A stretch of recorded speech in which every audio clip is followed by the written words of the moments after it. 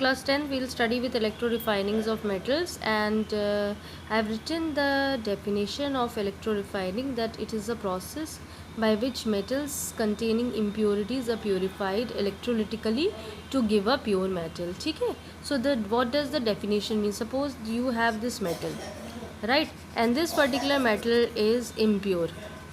ठीक, by means of electrolysis you will make this impure metal to pure metal. ठीक है, and by which process? By electrolysis process.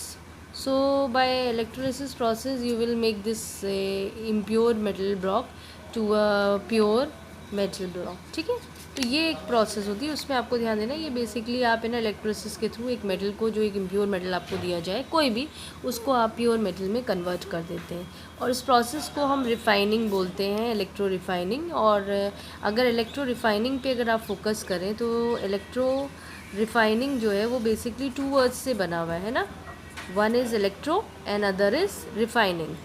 So in case of electro refining, if you focus on it, तो electro means by means of what? By means of electrolysis और electric current है ना। electro का मतलब ही होता है electricity या electric current है ना, कुछ भी बोल लीजिए आप। और refining का मतलब तो आपको मालूम ही है, to purify something है, to purify। ठीक है, तो ये कंडीशन है, टू मेक प्योर और टू मेक प्योर, तो ये कंडीशन होती है आपकी रिफाइनिंग की। तो इलेक्ट्रोलिसिस, अब ये बेसिकली देखो वर्ड ही में छुपा हुआ है कि by means of electrolysis you are refining impure metal to a pure metal. ठीक है, अब इसमें कुछ चीज़ें थोड़ा सा ध्यान दे के चलनी है हमें, आपको थोड़ा सा इसका डायग्राम पे भी फोकस करना है, और यहाँ थोड़ा सा फ़र्क है। जैसे अगर आपको वहाँ पे याद रखा होगा, आपने उधर के केस में जो डायग्राम यूज़ करा था, यहाँ पे जो एनोड की कंडीशन है आपको थोड़ा ध्यान देना है, कैथोड की कंडीशन पे थोड़ा सा ध्यान देना है कि किसको आप क्या बनाएंगे, है ना। हमारे कोर्स में तो एक ही एग्जाम्पल है, तो कोई बड़ा इशू नहीं है, कॉपर वाला है, लेकिन अगर वैसे आपको याद रखना हो तो आपको हमेशा याद रखना है कि जो आप कैथोड लेते हो यहाँ पर, अब यहाँ कंडीशन कैथोड की हो जाती है प्योर। ठीक है, तो एनोड के केस में और कैथोड के केस में याद रखें, कैथोड जो होता है वो प्योर होता है, आपको यहाँ प्योर मेटल यूज़ करना है। देखो मैंने अभी आपको बताया ना, इम्प्योर्स एक प्रोसेस होती है, इम्प्योर मेटल को प्योर मेटल में कन्वर्ट करते हैं। तो cathode should be a pure metal, but you have to realize that it should be a thin sheet. ठीक है, थिन शीट की होती है, a thin sheet of pure metal. और एनोड जो होता है वो आपका होता है थिक ब्लॉक ऑफ इम्प्योर। यानी आपको तो ये बात ध्यान रखनी है कि आपको जो एनोड होगा वो आपका यहाँ इम्प्योर मेटल होगा, कैथोड जो होगा प्योर। देखो एक चीज़ को याद रख लो तो आपके लिए बेटर रहेगा, कैथोड के केस में प्योर मेटल जो आप लोगे वो आपकी थिन शीट रहेगी, और जो एनोड रहेगा वो आपका इम्प्योर मेटल होगा जो कि थिक ब्लॉक। एक को याद करो, इसको याद कर लो तो ये अपने आप तुम्हें समझ में आएगा। तो एनोड के केस में कुछ अपना टाइप बना लो कि AI आपने यूज़ कर लिया, तो anode should be impure metal है ना, and it should be thick. तो this way you can use. Electrolyte का आपको ध्यान देना है, इसमें जो तीसरी कंडीशन होती है आपकी इलेक्ट्रोलाइट, वो बहुत ज़्यादा इंपॉर्टेंट है कि electrolyte should be matching with your pure metal. ठीक है ना, तो जो आपका आप जो भी अपना इलेक्ट्रोलाइट लोगे वो बेसिकली आपका इन दोनों से मैच करेगा, इम्प्योर मेटल से भी और प्योर मेटल से भी। तो ये थोड़ा याद रखना है कि it should contain the metal. ठीक है, चाहे वो प्योर फॉर्म में हो चाहे वो इम्प्योर। ये मैंने आपको रूल लिखाए हैं तीनों, ये आपको बुक्स में रूल नहीं मिलेंगे। अगर आप ये रूल्स रट लेंगे तो आपके लिए बेनिफिट है कि आप इस सेशन में पढ़ें, कहीं और जगह पढ़ें, कोई और किताबें पढ़ें, तो आपको ये हमेशा याद रहेगा कि आपको क्या लेके चलना है। ठीक है, तो ये 3 चीज़ें, बाकी तो देखो सिंपल ही है आपकी, आपको ध्यान दे के चलना है, इसमें कोई इशू नहीं है। अब इलेक्ट्रोड्स जो आप यूज़ करेंगे वो भी आपकी एक्टिव इलेक्ट्रोड्स यहाँ पे आप यूज़ करेंगे, तो उसमें भी कोई इशू नहीं है कि आपका जो एनोड आप इस्तेमाल कर रहे हैं वो आपकी एक्टिव इलेक्ट्रोड होगी। ठीक है ना, ये थोड़ी बातें हैं जो इलेक्ट्रो रिफाइनिंग में हमें ध्यान रखना है। बस ये हमारा एक कह सकते हो ना बेस है, जो रूल्स हैं हमें इलेक्ट्रो रिफाइनिंग में याद रखना है। अब हम अपना मेन जो हमें एग्जाम्पल दिया रखा है, they have given us the example of electro refining of copper, that we have to apply, right. So I am drawing the diagram so that you can understand to it. Now let's come to this diagram, and in our course we have the electrolysis of या कह सकते हो electrolysis के बदले electro refining of copper, right. So this is the example. And देखो copper है तो ज़रूरी नहीं कॉपर हो सकता है आपको निकल का दिया हो, मतलब हमारे कोर्स में तो कॉपर है, लेकिन they can give you anything, निकल दे दें या कुछ भी दे दें, कोई अलग मेटल दे दें। रिफाइनिंग सबकी इसी प्रोसेस से होती है, मैंने रूल आपको लिखाया रखा है, ठीक है। तो अब इसमें वही वाली कंडीशंस हैं। ये एक इलेक्ट्रोलिटिक सेल है, देखो ये हमारी बुक में ये दिया रखा है, not necessary the same diagram can be there in your board examination, it can be different, है ना। यहाँ पे आपको मालूम है कि आपकी बैटरी से कनेक्टिविटी हुआ हुआ एनोड है, सॉरी एमोमीटर है, की लगी हुई है, ठीक। एनोड है, एनोड अभी मैंने बताया कि जब भी आप एनोड लेंगे it should be a thick block and it is of impure metal, ठीक है, इम्प्योर मेटल। अब मेटल जो यहाँ यूज़ करा गया है we have copper over here. ये ये कैथोड है, कैथोड जो है thin block of pure copper होता है बेसिकली। प्रोसेस यहाँ मैंने अभी डायग्राम बनाया रखा है। एनोड मड भी है, ये आपका कॉपर सल्फेट सोल्यूशन है which acts as an electrolyte. Now you have to keep it in mind that the copper sulphate solution is blue in colour. तो जब आप उसको वाटर में डिज़ोल्व करेंगे एक्वस कंडीशन में तो ब्लू कलरेशन आएगा, इसीलिए मैंने ब्लू कलर की लाइन्स इसमें खींची रखी हैं आपकी।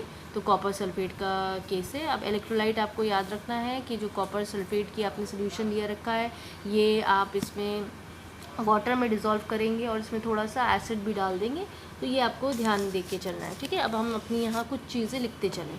अभी हमने डायग्राम देखा है, अभी हम प्रोसेस नहीं देख रहे हैं, अभी हम सिर्फ देख रहे हैं कि व्हाट वी हैव मेड। तो एनोड जो हमने यूज़ करा रखा है I have already made over and it is a thick block of impure copper, right? Then cathode, if we talk about cathode, is thin block of pure copper, ठीक। Electrolyte जो आपने यहाँ use करी है, electrolyte is copper sulphate solution and it is acidified. Acidified मतलब उसमें थोड़ा सा डाइल्यूट सल्फ्यूरिक एसिड हमने डाला रखा है, ठीक है। ये चीज़ें हमें ध्यान देनी है। ये आपका एनोड और कैथोड की कंडीशन होगी, ये आपकी इलेक्ट्रोलाइट की कंडीशन हो गई कि आपने क्या यूज़ करा रखा है क्या नहीं यूज़ करा रखा है। अब यहाँ पे थोड़ा सा हमें प्रोसेस को समझेंगे, लेकिन पहले हम ये देख लें कि हमारी रिएक्शंस कैसी हो रही हैं। So let's come to the reaction part. One is your electrode reaction. Electrode reaction में आपको कॉपर सल्फेट आपने दिया रखा है, ये देखो अब तो इतना हाई टाइम है कि you should know how to dissociate this thing. तो कॉपर प्लस सल्फेट आप इसके चार्जेस लगा दीजिए, ये +2 है ये -2 है। So and it is been dissolve in water. So water का भी देखेंगे तो H+ ions and OH ions, this is been there over here, ठीक है। अब हमारे पास है रिएक्शंस और रिएक्शंस एट कैथोड, ठीक है, and reaction at anode, that we'll see. But before that I wish to teach you the process. आप इसका प्रोसेस समझ लीजिए, तब हम इसके रिएक्शंस पे देखेंगे एक्चुअल में हो क्या रहा है, ठीक है। Now let's come to this part. देखो एनोड यहाँ पे एक्टिव इलेक्ट्रोड है, और एक्टिव इलेक्ट्रोड का सीन क्या होता है कि वो अपनी तरफ जो है वो अपने में से जो आयंस है वो निकालती है ना। अब देखो अगर इस पर बहुत ध्यान दो, ये सोल्यूशन ऐसा है, इसका मैंने जो इलेक्ट्रोड रिएक्शन लिखा हुआ है, यानी आपके सोल्यूशंस में ये सारे आयंस हैं। अब थोड़ा सा इस पर हम जानकारी कर लें, like this is positive, these two positive, these two ions will migrate towards the negative electrode, that is your cathode. तो ये दोनों कहाँ पे जाएंगी, कैथोड की तरफ जाएंगी, ठीक है। और ये दोनों कहाँ माइग्रेट करेंगे, एनोड की तरफ। ये तो अब हमें क्लियर है, हम उसको भी देख लेते हैं। चलो रिएक्शन से पहले हम देख लें कि कौन कहाँ जाएगा। तो anode being a positively charge electrode, तो इसके पास नेगेटिव आयंस माइग्रेट करेंगे, ठीक है, माइनस लगा दो, ठीक। But the point is that दोनों का माइग्रेशन तो होगा, माइग्रेट करेंगे, बट डिस्चार्ज नहीं होंगे। नो वन, ये कह सकते हो नो आयंस विल डिस्चार्ज, ठीक है। ये दोनों एनोड पे नहीं डिस्चार्ज करेंगे, क्योंकि एनोड एक एक्टिव इलेक्ट्रोड है, ये अपने में से आयंस को निकालेगी, ठीक है, ये याद रखना। तो यहाँ से आप रिएक्शन को भी ले सकते हैं। ये इसमें क्या भरा हुआ है, कॉपर भरा हुआ है, तो कॉपर एनोड पे जब तक है, चलो ये दूसरे पेज पे कर लेते हैं तो ज़्यादा अच्छे समझ में आएगा।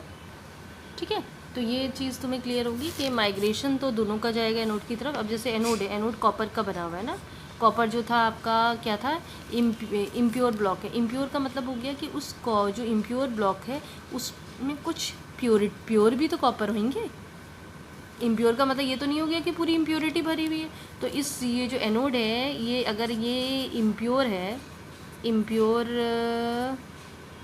या कह सकते हो thick block of impure copper आपने यूज़ कर रखा है ना यहाँ पर, तो इसमें क्या इम्प्योरिटीज़ भी हैं और प्योर कॉपर भी हैं, दोनों चीज़ें होंगी इसमें। इम्प्योरिटीज़ भी होंगी आपके पास और क्या होगा आपके पास, थोड़ा बहुत प्योर कॉपर भी होगा आपके पास। तो आपको क्या करना है, ये कॉपर आयन निकालना है ना। तो जब ये एनोड पे ये आयंस माइग्रेट करेंगे, लेकिन ये डिस्चार्ज नहीं होंगे यहाँ पे। डिस्चार्ज क्या होगा, एनोड क्या है, बीइंग एन एक्टिव इलेक्ट्रोड, तो एक्टिव इलेक्ट्रोड होने की वजह से अपने में से कॉपर को छोड़ने लगा और सोल्यूशन में Cu+2 आयंस आ जाएंगे। यानी जब तक वो एनोड पर है तो कॉपर एटम है, और जैसे ही वो सोल्यूशन में आएगा, मतलब इलेक्ट्रोलाइट के अंदर आएगा, it will change to Cu+2। अब ये कैसे होगा, -2 इलेक्ट्रॉन्स। सो एनोड के केस में ये कंडीशन है। क्यों, क्योंकि anode is a active electrode, है ना, इसीलिए कहानी हो रही है। वरना क्या हो जाता है, इन दोनों में से ये छोटे हैं लोअर इलेक्ट्रोकेमिकल सीरीज़ में, ये एनोड के पास माइग्रेट कर जाते हैं, जो हम सीखते आ रहे हैं। लेकिन ऐसा नहीं हो रहा है, कोई माइग्रेट नहीं कर रहा है, क्योंकि anode is an active electrode, so there is no discharge of ions takes place. So anode starts discharging the copper ions to the solution. तो एनोड जब तक सॉलिड स्टेट में है एनोड, तब तक कॉपर है मेटल, उसमें से 2 इलेक्ट्रॉन्स निकले, उसने कॉपर आयंस बना लिए। ठीक है, तो ये थोड़ा ध्यान देना है कि जो SO4-2 हैं या OH- हैं, ये माइग्रेट तो करेंगे, migrates towards anode, but neither are discharge दोनों में से कोई नहीं होगा, क्योंकि एनोड एक एक्टिव इलेक्ट्रोड, वो खुद में से अपने आयंस को कॉपी। अब क्या हो जाएगा, जब ये एनोड है तुम्हारा, इसमें से Cu निकलने लग जाएगा और वो माइग्रेट करके, मैंने अलग एक ही बनाए रखा, कैथोड के पास जाएगा, अभी आगे बताऊंगी। तो इसका साइज़ छोटा होता जाएगा ना भाई, इसका एनोड का साइज़ स्मॉल होता जाएगा, क्योंकि इसमें से क्या चीज़ जो हम पहले पढ़ते आ रहे हैं, पीछे भी हम नहीं पढ़ा है कि एनोड का साइज़ छोटा होता जाएगा। तो एनोड का साइज़ क्या है, स्मॉल होता जाएगा। और आप क्या कर सकते हो, फिर जब ये कम हो जाए तो नीचे आप उसको दोबारा से रिप्लेस करते हो, पहली चीज़। दूसरी चीज़, इसमें जो इम्प्योरिटी होगी वो कहाँ जाएगी, वो इम्प्योरिटी जो तुमने स्टार्टिंग में डायग्राम देखा होगा, मैंने यहाँ पे एनोड मड लिखा हुआ था अपने डायग्राम में। तो जो इम्प्योरिटीज़ हैं वो बेसिकली क्या हो जाएगा, एनोड मड के फॉर्म में नीचे कंटेनर के सेटल हो जाएगा, जिसको हम स्लाइम भी बोलते हैं। ठीक है, एनोड मड और स्लाइम, तो ये इम्प्योरिटीज़ जो हैं वो नीचे कनेक्ट हो जाएंगी, कलेक्टेड हो जाएंगी नीचे। ठीक है, अब मैं वापस अपना डायग्राम दिखाती हूँ। ये देखो, ये एनोड मड है, जिसको हमने क्या नाम दिया रखा है, स्लाइम। तो ये इम्प्योरिटीज़ होती हैं बेसिकली, और ये इम्प्योरिटीज़ नीचे कंटेनर में सेटल हो जाती है। अब ये इम्प्योरिटीज़ काय की होती है, गोल्ड की हो सकती है, सिल्वर की हो सकती है। ठीक है, इनफैक्ट आयरन की भी हो सकती है, जिंक की भी हो सकती है, किसी की भी हो सकती है, ऐसा कोई इशू नहीं है। वो डिपेंड करेगा कि आपका क्या है क्या नहीं है ना। अगर वो इनसॉल्युबल इम्प्योरिटीज़ है तो ध्यान देना कि गोल्ड और सिल्वर होगा। अगर सॉल्युबल है, मतलब हो सकता है कुछ लिक्विड में डिज़ोल्व हो जाए, इलेक्ट्रोलाइट में डिज़ोल्व हो जाए, तो वो आपकी आयरन और जिंक होते हैं। तो दोनों चीज़ें हैं बेटा, कि आपके पास है ना इम्प्योरिटीज़ जो है इनसॉल्युबल फॉर्म में भी हो जाएंगी और सॉल्युबल फॉर्म्स में भी अवेलेबल होंगी आपके पास। ठीक है, तो ये मेरी बात समझ में आ गई। अब हम नेक्स्ट पॉइंट में पहुँचते हैं अपने कैथोड के केस में। Now cathode is a negatively charge electrode, है ना। तो आपने पीछे देखा, अपने जो आयंस थे, अब उसमें आपके पास 2 आयंस थे भाई, नेगेटिव है यानी Cu+2 और H+।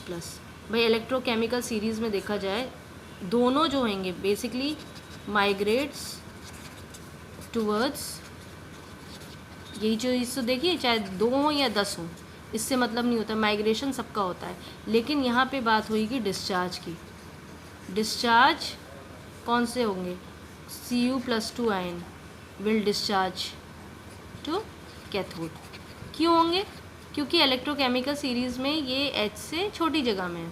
ठीक है, it is coming less in the electrochemical series. ठीक है, लोएस्ट पोजीशन में अगर इलेक्ट्रोकेमिकल सीरीज़ देखेंगे तो कॉपर है ना H से नीचे आता है, H ऊपर आता है, ये नीचे आता है। तो लोअर इसकी बेसिकली जो Cu+2 आयन से, ये इनकी लोअर पोजीशन होती है इन इलेक्ट्रोकेमिकल सीरीज। ठीक है, इलेक्ट्रोकेमिकल सीरीज़ या एक्टिविटी सीरीज़ ऑफ मेटल, दोनों नाम होते हैं ना, कुछ भी बोल लो यहाँ पर।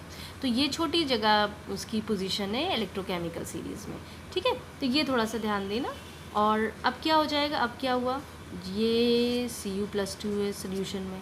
ठीक है, ये माइग्रेट करेगा कैथोड, कैथोड के पास जाना जाएगा सोल्यूशन के अंदर ऑलरेडी में। अब इसमें देखो मैंने पहले ही बताया था +2 चार्ज है, नहीं 2 इलेक्ट्रॉन्स लेस इसमें, +2 इलेक्ट्रॉन्स ले लो और इसको मेटल बना दो। तो आपके पास कैथोड में जैसे कंटेनर है, कैथोड है ये आपका, ये पतला सा था ना, थिन ब्लॉक ऑफ कॉपर, यही था आपका। अब इसमें से सारे क्या हो जाएंगे, नीचे सोल्यूशन में से Cu+2 इसमें, तो इसका साइज़ बढ़ता जाएगा, बाद में वही मोटा होता जाएगा ये, है ना।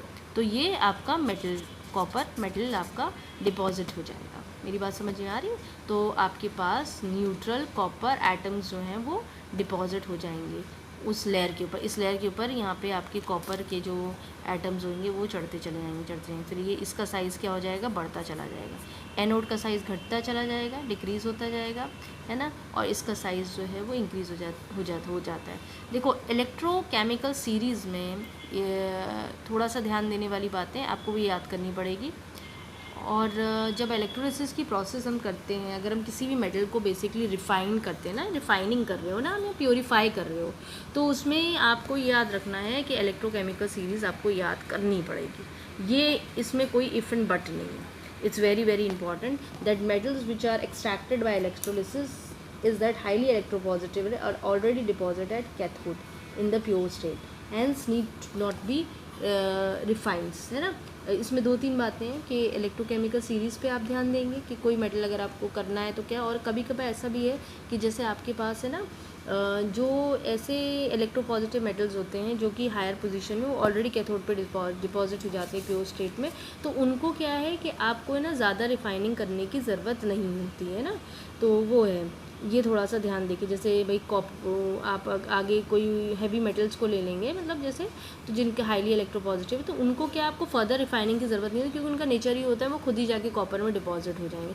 लेकिन जब आप यही चीज़ आप लोअर कंडीशन में देखेंगे, जैसे जिंक है, लेड है, कॉपर है, मरकरी, सिल्वर, तो उन लोगों की रिफाइनिंग आपको करानी पड़ती है इलेक्ट्रोलिसिस की। ठीक है, तो ये एक प्रोसेस है जिसके थ्रू हम ध्यान देते हैं। हम एक बार चलो फिर से अपने उस डायग्राम को देख के इस प्रोसेस को पूरा समझ लेते हैं। ये तो हमने रिएक्शन अंडरस्टैंड करी कि how this reaction is being carried up. Now we will see about the electro refining of copper once again in the full diagram form. ठीक है, डायग्राम दिख रहा है आपको। अब हुआ क्या, ये बैटरी से करंट पास हुआ एनोड पे। एनोड आपने मोटा ब्लॉक दिया रखा है जो इम्प्योर है, इसके अंदर इम्प्योरिटीज़ भी हैं और कॉपर मेटल भी। देखो आप कोई भी चूज़ कर सकते हैं, हमारे कोर्स में कॉपर है, यहाँ कोई और भी जिंक लिया जा सकता था, तो इसमें कॉपर भी प्रेजेंट है, इम्प्योरिटीज़ भी प्रेजेंट है। अब इलेक्ट्रिसिटी जब तुम पास करोगे तो एनोड जो एक्टिव इलेक्ट्रोड है, तो ये अंदर से क्या छोड़ने लगेगा अपना Cu+2 आयंस, है ना। Cu+2 आयंस कहाँ माइग्रेट करेंगे, इलेक्ट्रोलाइट जो सोल्यूशन बना हुआ उसके अंदर।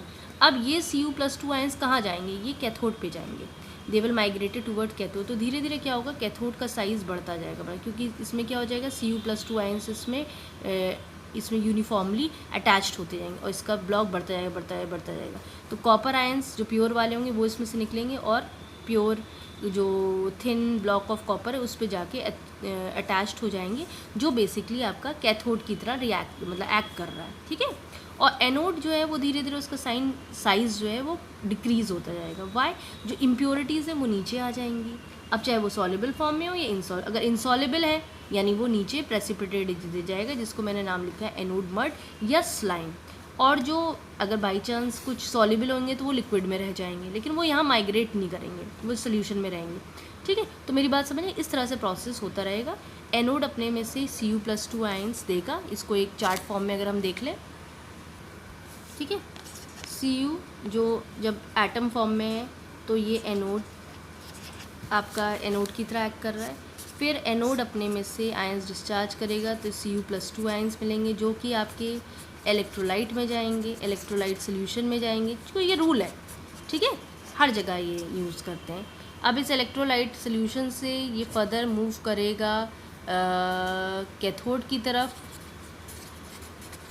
और आपका ये कॉपर मेटल हो जाए। तो मेरी बात समझ में आ रही, पहले आपका कॉपर का मेटल है जो कॉपर आयन में कन्वर्ट होगा, फिर वो कॉपर आयन से वापस कॉपर का मेटल कन्वर्ट होगा। लेकिन होगा क्या, जब तक वो एनोड में है तो वो कॉपर का मेटल है, फिर इलेक्ट्रोलाइट सोल्यूशन में गया तो वो आयन्स में, जो सोल्यूशन है तो डेफिनेटली वो आयन्स में जाएगा। कैथोड है, फिर वो एक सॉलिड ब्लॉक है मेटल का, तो वापस वो एटम में कन्वर्ट हो जाएगा।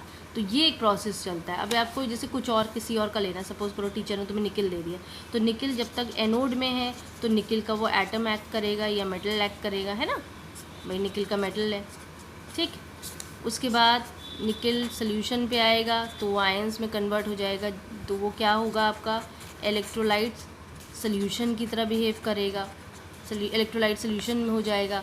अब वही निकल बाद में निकल का एटम या निकल का मेटल जो किसमें एनोड, जब कैथोड पे जाएगा तो ये आपका निकल का एटम या निकल का मेटल में कन्वर्ट हो जाए। तो ये एक प्रोसेस चलती है। अब यहाँ थोड़ा सा ध्यान दे देना, ये कैसा होगा, thick block of impure metal, वो क्या कौन एक्ट करेगा, एनोड।